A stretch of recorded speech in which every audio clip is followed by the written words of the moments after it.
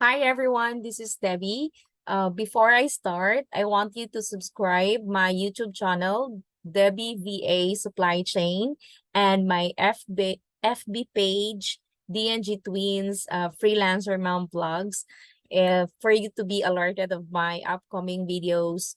And today, ang isi-share ko po sa inyo or ang pag-uusapan natin is how much you will earn as a freelancer. All right? Magkano nga ba ang kinikita ng isang freelancer at how do we get paid? All right? So, um this is very yung iba hindi talaga nila um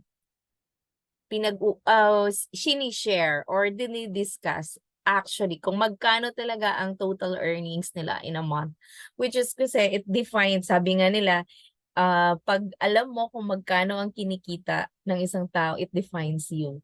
But for me, as a freelancer, I just want to share with you kung paano nga ba kikita ang isang freelancer and how much ang kinikita niya as a freelancer. Kasi hindi this is to help sa mga newbie na gustong mag-freelance na hindi alam kung ano bang pipiliin nila. It's either hourly ba or a fixed rate. So it depends on the project and it depends on the client proposal. All right? So let me just share my screen to you.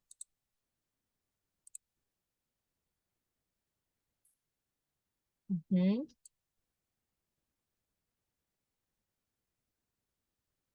Okay. This is just Jane. Alright. So actually, ito lang naman yung ipapakita kong screen. So I'll just share it the way it has to be shown to you. Yan actually yung background ko sa likod. Yan. So, yan yung briefly, I just want to explain about this. Kung magkano nga ba ang kinikita ng isang freelancer or how much you will earn. Malaki ba kapag hourly or malaki din ba kapag fixed rate? So actually, ang isang freelancer, it depends on the rate of a freelancer at kung ano din yung klase ng project. So, kung papipiliin ako as hourly, gusto ko syempre mas mataas ang rate kasi it depends on the hour kung magkano yung rate mo per hour. Pero kapag hourly naman, ang advantage is kapag mataas ang rate mo per hour.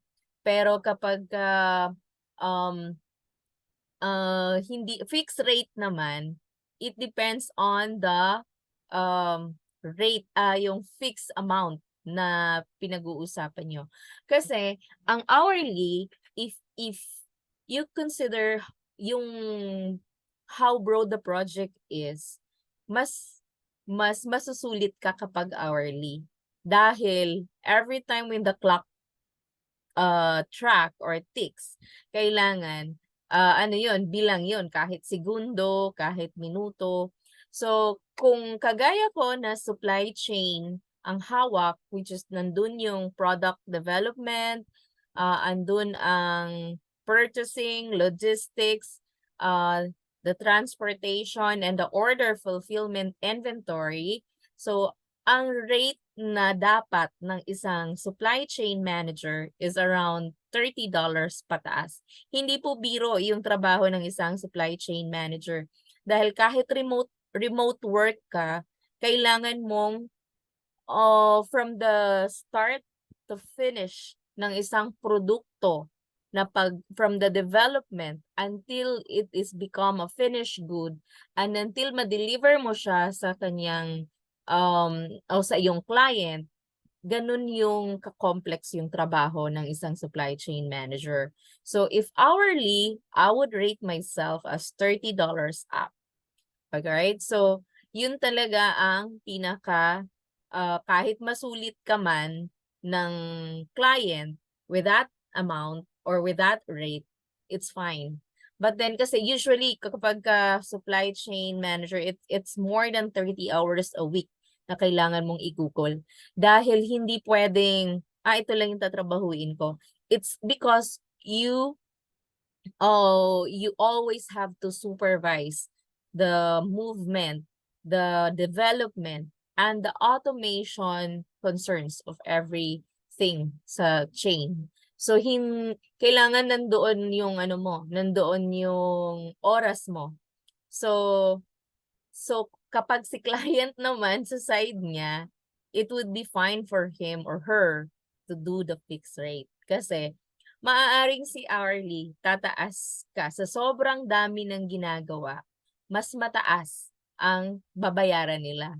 And because of the rate hour per hour na gusto mo, syempre, mas mapapagasto sila.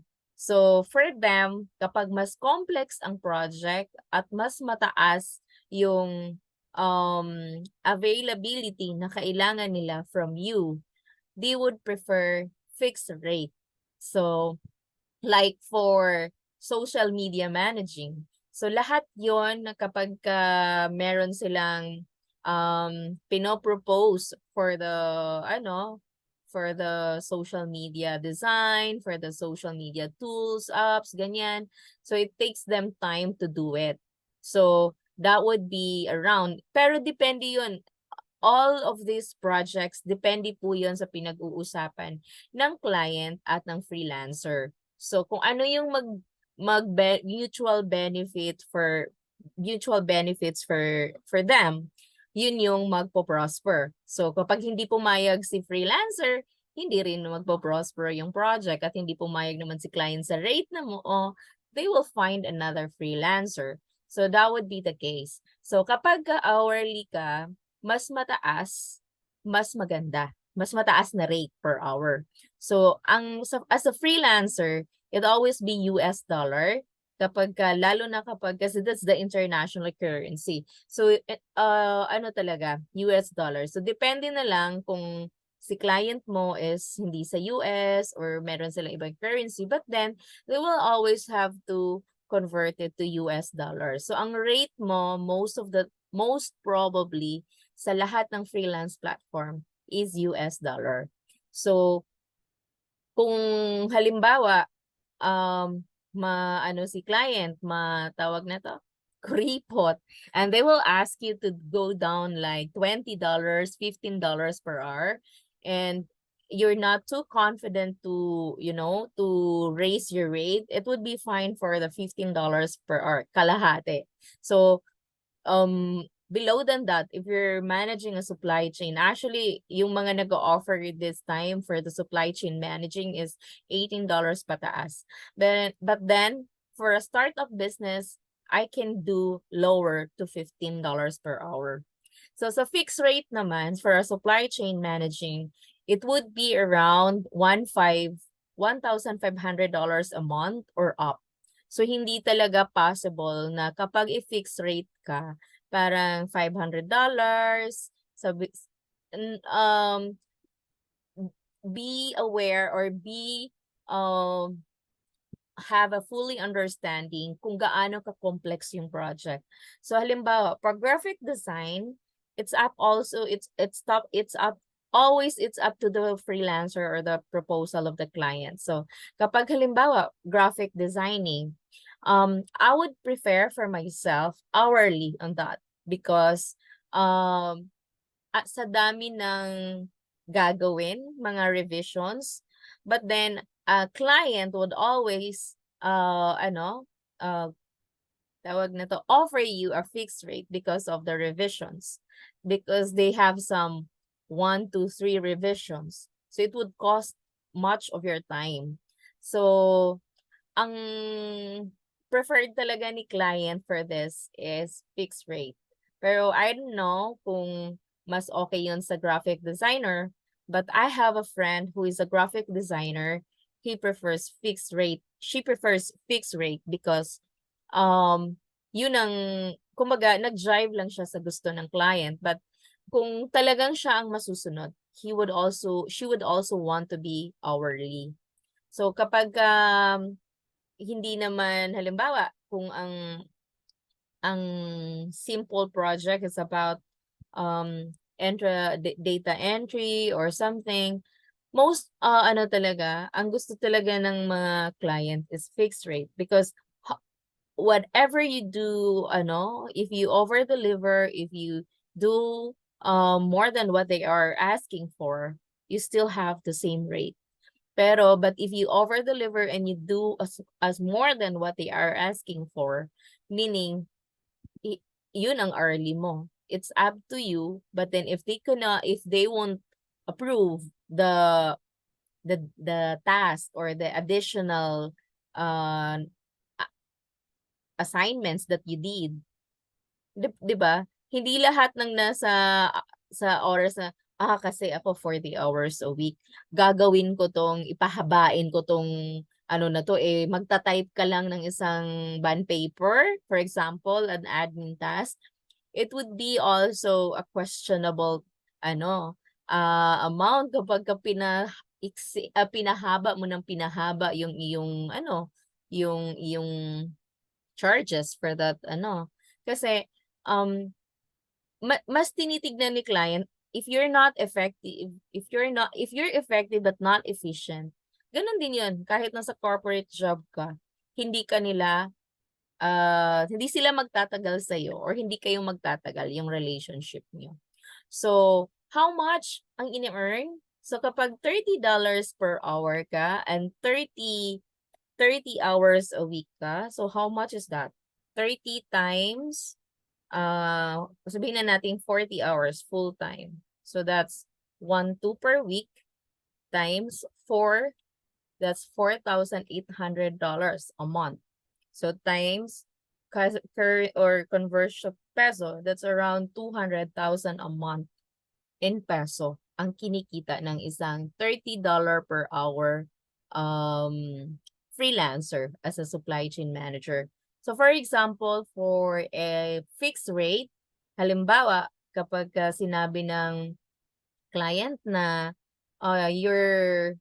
it's up to you if you can do all this, but I want this today or I want this week, then your fixed rate. So pag sinabi yung fixed rate, but then you're earning like 1,500 a month, tignan natin anong difference, diba? So, magkano lang siya?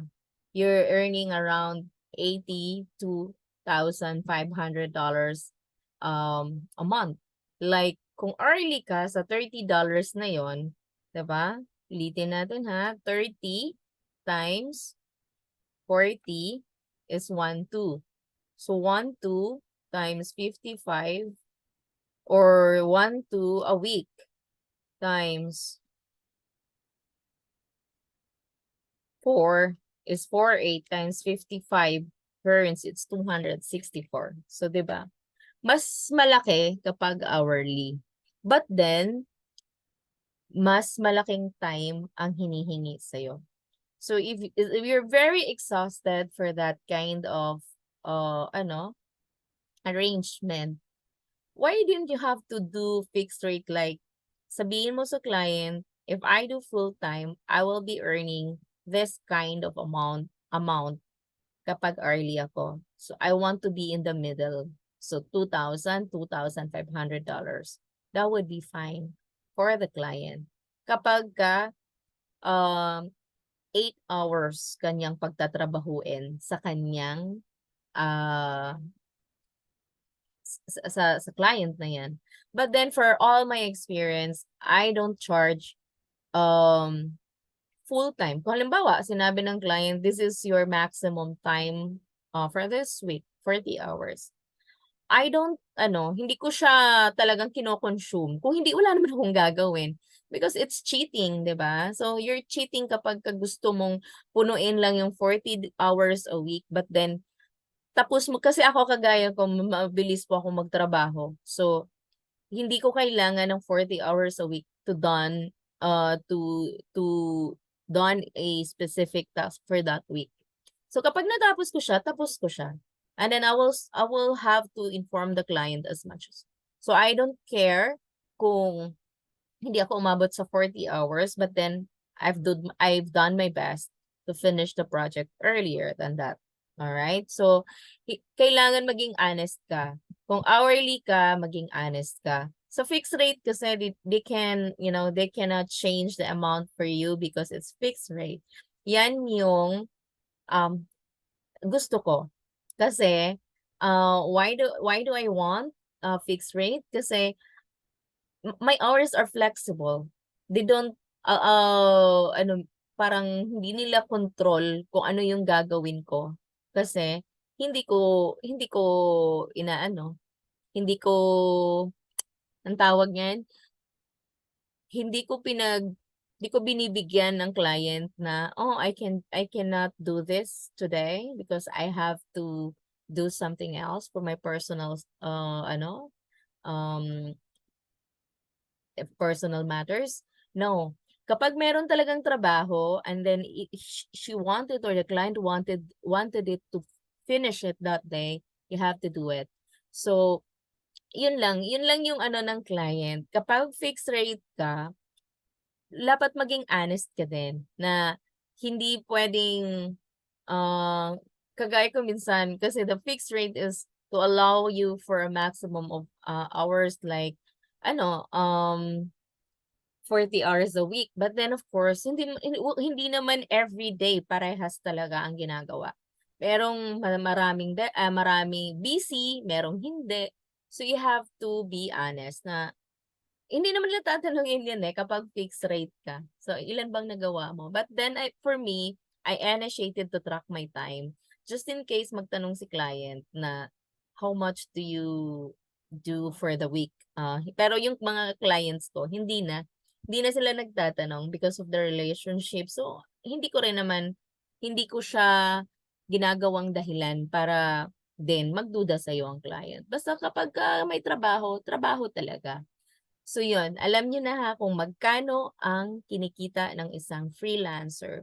So, most freelancers na established na, established as in they know how to yung pasikot-sikot sa freelancing, most of them, they're earning 6 digits in a month. So, yun din ha, kapag hourly ka, meaning there's a time tracker. Kailangan talaga you track time. Meron si client niyan na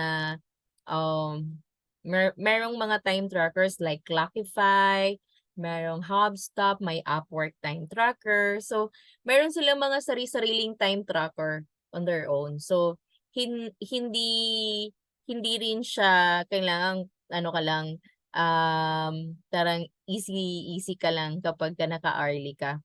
Meaning why? Because you have to to track your time kung nakakaabot ka ng ganito and that's the total amount halimbawa, $30 per hour ka but then you're just doing or you just did 10 hours a week.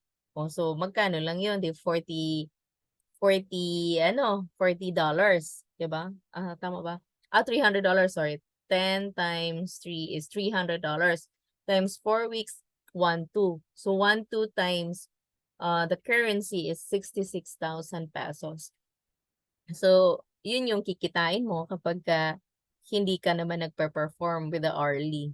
So, halimbawa sa fixed rate, whatever you did, mahina man ang oras mo that week or next week, but then your fixed rate for a week or a month will cost the client like $2,500, $3,500, or $1,000. It would be enough.